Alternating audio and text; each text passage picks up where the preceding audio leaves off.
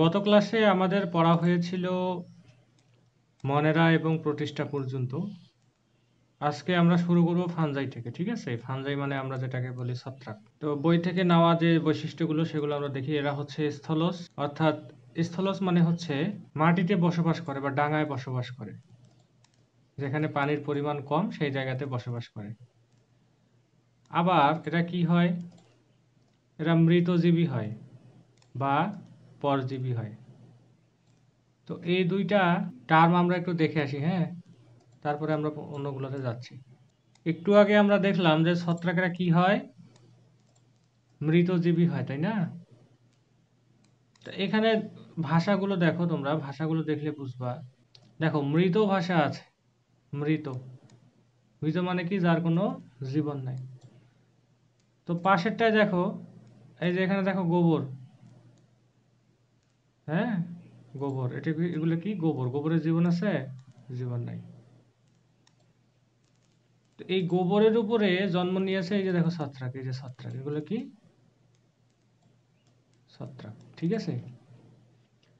তো কোনো জীব যদি তার পুষ্টির জন্য, তার খাবারের জন্য মৃত বস্তুর উপর নির্ভর করে, তাহলে তাদেরকে মৃতজীবী বলা হয়। তো এই যে ছত্রাকটা যে এখানে আছে, আমি আর একটু বড় করে তোমাদেরকে দেখাই। এই যে এখানে যে গোবরগুলো দেখতে পাচ্ছ, হ্যাঁ, তো এগুলো তো মৃত, এগুলো থেকে পুষ্টি নিচ্ছে, বিভিন্ন ধরনের খনিজ পদার্থ, খাবার নিয়ে এই যে ছত্রাকগুলো আছে, এরা কি বেঁচে আছে, জীবন ধারণ করে আছে, হ্যাঁ। তো এদেরকে বলা হচ্ছে কি, মৃত জীবী, ঠিক আছে? মৃতজীবী আমরা দেখলাম, এখন আমরা আসি পরজীবী কি। এবারে আমরা দেখবো যে পরজীবী ছত্রাক কাকে বলে। শুধু পরজীবী ছত্রাক না, প্রত্যেকটা জীব যেখানে পরজীবী দেখবে সেখানে এই বিষয়গুলো মাথায় রাখবা। সেটি হচ্ছে, পরজীবী হওয়ার জন্য দুটো শর্ত লাগে। 1 নাম্বার শর্ত এখানে দেওয়া আছে, দুটি আলাদা প্রজাতি হতে হবে। আর 2 নাম্বার শর্ত হচ্ছে, একটি উপকৃত হবে, অপরটি ক্ষতিগ্রস্ত হবে। এই বিষয়টাকে বলি যে এখানে বলা আছে যে 2টি আলাদা প্রজাতি হতে হবে। আলাদা প্রজাতি বলতে কি, যে একটা যদি মানুষ হয়, এখানে ভালো করে দেখো, 2টি কি হতে হবে, আলাদা প্রজাতি হতে হবে। একটা যদি মানুষ হয় তাহলে মানুষের সাথে মানুষকে তুলনা করা যাবে না, ঠিক আছে? যদি একটা আম গাছ হয় তাহলে আম গাছের সাথে আম গাছের তুলনা করা যাবে না, তাহলে ওটা পরজীবী হবে না। আমরা সাধারণত বলি যে যে জীব অন্য জীবের উপর নির্ভর করে বেঁচে থাকে তাকে বলা হয় পরজীবী। তো আমরাও তো অনেকে আমাদের বাবা মায়ের উপর নির্ভর করে বেঁচে আছি, তো আমরা কি পরজীবী? তাই না। আর একটা হচ্ছে, একটি উপকৃত হবে আর একটা ক্ষতিগ্রস্ত হবে। এখন মনে করো, বলি, আমি যদিও ড্রয়িং অতটা এখানে ভালো হবে না, এমনি তোমাদেরকে বোঝাই, হ্যাঁ। এখানে একটা গাছ আমি দেখানোর চেষ্টা করছি, মনে করো এটা একটা গাছ। তো এই গাছের এখানে যদি একটা পাখি থাকে, কি থাকে, পাখি বাসা বেঁধে আছে। তো দেখো, গাছ একটা প্রজাতি, পাখি আলাদা একটা প্রজাতি, তাই না?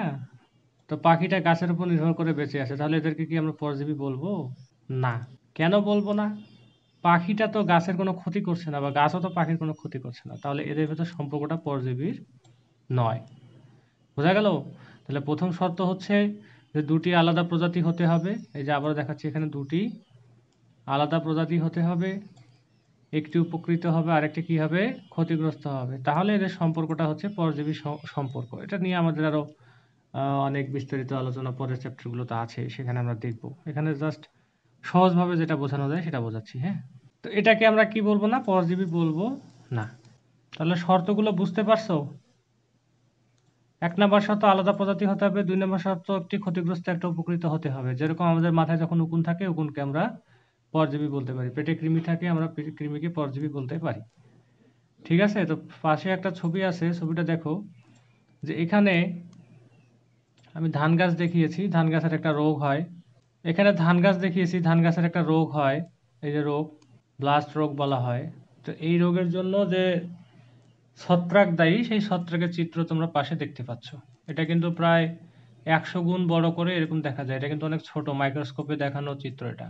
এটা কিন্তু আরো অনেক ছোট, এটা 100 গুণ বড় আছে। তো এইটা কি, ছত্রাক, এটা একটা ছত্রাক, হ্যাঁ। ছত্রাক একটা জীবন্ত গাছের ওপর কি হয়ে আছে, বেঁচে আছে। তখন এই দুইটাকে আমরা কি বলবো, পরজীবীটা বলবো। এবং এই যে ছত্রাকটা এখানে যে জন্ম নিয়েছে, এই যে ছত্রাকটা, একে বলবো আমরা পরজীবী, ঠিক আছে? তাহলে পরজীবী হওয়ার কয়টা শর্ত? 2টা। একই প্রজাতি হওয়া যাবে না, আর একটি উপকৃত আর একটি ক্ষতিগ্রস্ত হবে। এই যে দেখো, ছত্রাক এখানে খেয়ে বেঁচে আছে, আর গাছটার কি হচ্ছে, ক্ষতি হচ্ছে। বুঝতে পারছো? এগুলো আমরা আরো পড়বো ওই পিছনের চ্যাপ্টারে গিয়ে। তো এই হলো আমাদের ছত্রাকের প্রথম যে লাইনটা ছিল, এরা স্থলজ, পরজীবী বা মৃতজীবী হয়। তো আমাদের পড়াশোনাগুলো হচ্ছে একটা টপিক বুঝতে আমাদের অনেক সময় লাগে, হ্যাঁ, আমরা তো সেভাবে পড়ি না।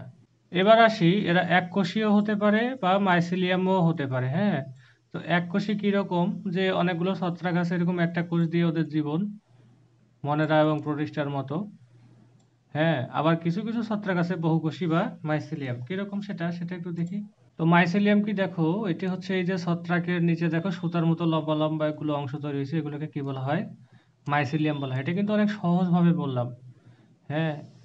এখানে অনেক কিছু বলার আছে, সেটা আমি বলতে চাচ্ছি না। মাইসিলিয়াম হচ্ছে যে এরকম লম্বা লম্বা সুতার মতো হয়েছে। তো লম্বা লম্বা সুতার মতো হলো কিভাবে? এই কোষগুলো যখন একটার পর একটা বসবে, তখন তো সুতার মতো হবে, তাই না? আমরা ফিলামেন্টটা যে পড়ছিলাম ঠিক ওই রকম। বুঝা গেছে? তো এরা যখন কোষগুলো একটার পর একটা লম্বালম্বি হয়ে থাকে, সুতার মতো তৈরি করে, তখন তাকে বলা হয় কি? মাইসেলিয়াম। তো এই গেল আমাদের ছত্রাক বা ফানজাইয়ের দুটি বৈশিষ্ট্য। এরা স্থলজ, মৃতজীবী বা পরজীবী হয়। এরা এককোষী বা মাইসিলিয়াম হয়। এবার আসো কোষ প্রাচীর। কোষ প্রাচীরে কি থাকে? কাইটিন থাকে। এখানে আসলে তেমন একটা বোঝার কিছু নাই। তোমরা হয়তো জানো যে কোষের প্রাচীরে অনেকগুলো উপাদান থাকে: cellulose, hemicellulose, lignin, protein, pectin ইত্যাদি ইত্যাদি। এবার 3 নম্বর বৈশিষ্ট্য আমরা দেখি, কোষ প্রাচীর। কোষ প্রাচীরে কি থাকে? কাইটিন থাকে। তোমরা তো অনেকে জানো যে কোষ প্রাচীর, সাধারণ যে কোষ প্রাচীরগুলো, এগুলো কি হয়? Cellulose, hemicellulose, lignin, protein, pectin এই জাতীয় জিনিসগুলো থাকে, তাই না? তো ছত্রাক যদি হয়, ছত্রাকে যদি একটা কোষ হয়, তো কোষের বাইরে যে স্তরটা থাকে, এই যে স্তর বা বাইরে যে কোষ প্রাচীরটা থাকে, এই জায়গাটা কি থাকবে?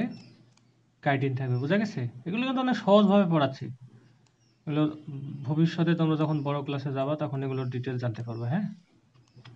তো এই গেল আমাদের কোষ প্রাচীর। শ্বসন পদ্ধতিতে খাদ্য গ্রহণ করে, এটা মনের প্রতিষ্ঠায় বলেছি। আমার মনে হয় না যে এরিয়ারও বড় প্রয়োজন। হ্যাপ্লয়েড স্পোর দিয়ে বংশবৃদ্ধি করে। আমি একটু পরে হ্যাপ্লয়েড আর ডিপ্লয়েড বোঝাবো। তোমাদের এই টপিকটা বোঝানোর পরে আমি প্লান্টিতে যাব, কেননা হ্যাপ্লয়েড ডিপ্লয়েড না বুঝলে আসলে তোমাদের পড়াশোনাগুলো আমার মনে হয় যে এখানে বুঝতে পারবে না। তো চলো হ্যাপ্লয়েড এবং ডিপ্লয়েড দেখি। আমি এখানে দুটো কোষ ড্রয়িং করেছি, যদিও কোষের নিউক্লিয়াস এত বড় হওয়ার কথা না, পড়াশোনার জন্য আমরা ড্রয়িং করেছি। তো এখানে আমরা দেখব যে হ্যাপ্লয়েড এবং ডিপ্লয়েড কাকে বলে, ঠিক আছে?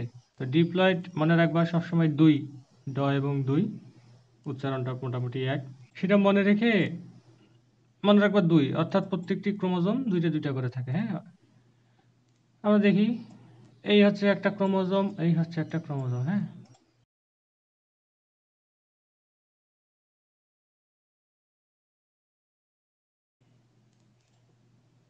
এখন ডান পাশের কোষটা দেখো। এই কোষটাতে দেখো যে প্রত্যেকটা ক্রোমোজোম একটা একটা করে আছে। এখানে লাল ক্রোমোজোম ছিল কয়টা? দেখো এখানে লাল ক্রোমোজোম ছিল কয়টা? দুইটা। এখানে লাল ক্রোমোজোম আছে কয়টা? একটা, হ্যাঁ। তারপরে এখানে বেগুনি ক্রোমোজোম ছিল কয়টা? দুইটা। এখানে বেগুনি ক্রোমোজোম আছে কয়টা? একটা। এখানে সবুজ ক্রোমোজোম আছে কয়টা? দুইটা। এখানে সবুজ ক্রোমোজোম আছে কয়টা? একটা। এখানে হলুদ ক্রোমোজোম আছে কয়টা? দুইটা। এখানে হলুদ ক্রোমোজোম আছে কয়টা? একটা। অর্থাৎ যখন কোনো কোষের ক্রোমোজোমগুলো জোড়ায় জোড়ায় থাকবে, দুইটা দুইটা করে থাকবে, তখন তাকে বলবো আমরা কি? ডিপ্লয়েড ক্রোমোজোম, ঠিক আছে? আর যখন কোষের ক্রোমোজোমগুলো কি হয়ে থাকবে? একটা একটা করে থাকবে, অর্থাৎ জোড়া ভেঙে যাবে, তখন তাকে বলবো আমরা হ্যাপ্লয়েড। তো ডিপ্লয়েডকে 2n দ্বারা প্রকাশ করা হয়, আর হ্যাপ্লয়েডকে কি দ্বারা প্রকাশ করা হয়? n দ্বারা প্রকাশ করা হয়। অর্থাৎ এখানে 2 মানে প্রত্যেকটা কোষ দুইটা করে আছে, আর n মানে প্রত্যেকটা কোষ, অর্থাৎ এখানে 2n মানে হচ্ছে প্রত্যেকটা ক্রোমোজোম দুইটা করে আছে, আর এখানে n মানে হচ্ছে প্রত্যেকটা ক্রোমোজোম একটা করে আছে। এখন তোমাকে যদি বলা হয় যে 3n মানে কি, তাহলে কি হবে? প্রত্যেকটা ক্রোমোজোম কয়টা করে থাকবে? তিনটা করে থাকবে। এই একটা, দুইটা, তিনটা। তো আজকে আমাদের এই অল্প পড়াশোনা, কেননা গত কয়েকদিন ক্লাস দেওয়া হয় নাই, আমারও সময় তেমন একটা নাই। তার ফাঁকে আমি তোমাদেরকে পড়ানোর চেষ্টা করছি, বাকিটা আল্লাহ ভরসা। সামনের দিনে আমরা প্লান্টি এবং অ্যানিমেলিয়া পড়বো। আমাদের এই ছিল আজকের ক্লাস, মূলত ফানজাই এবং হ্যাপ্লয়েড ডিপ্লয়েড নিয়ে। ভালো থাকবে, ধন্যবাদ।